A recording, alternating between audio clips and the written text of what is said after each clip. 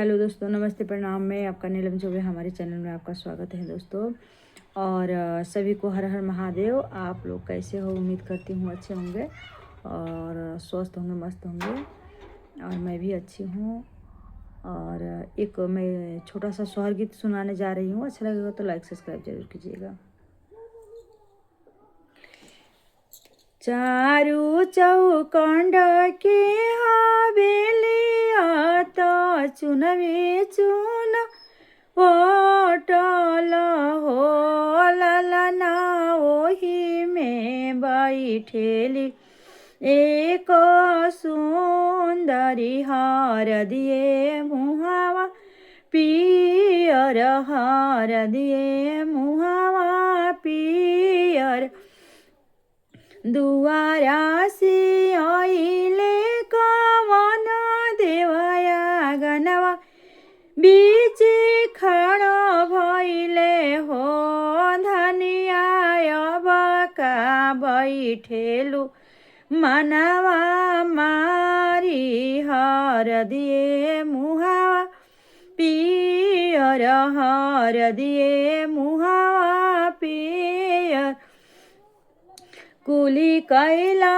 ए राजा कुली कैला सब दुखवा तुही दिहला हो राजा किरिया धाराई से जसोवाला दूसर होई के बोलेला दूसर होई के बोलेला बाहर बाहर हम करत रहनी बाहर न जाए दिहलो हो धनिया ए धनिया तोहरी सूरतिया मनवा मोहल ते जलो नाही जाला ते जलो नाही जाला बाहर बाहर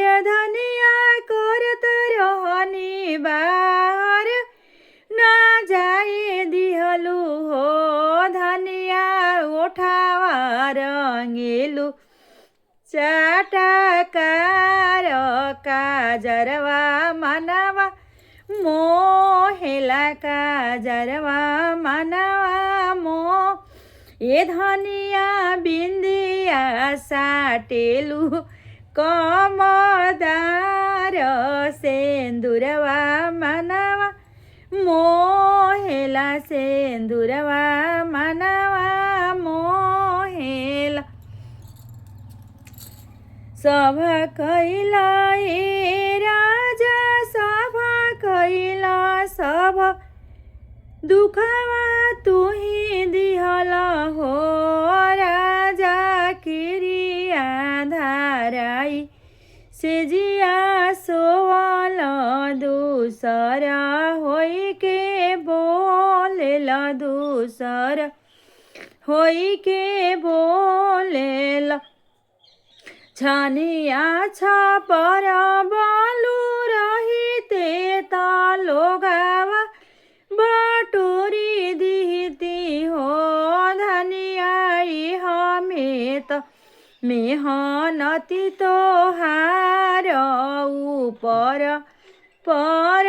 परमेश्वर ऊपर परमेश्वर घरी राती गईले पहर राती अवरु आधिया राती हो ललना जामी गईले बबुआ नंदलाल महलिया उठे सोहर महलिया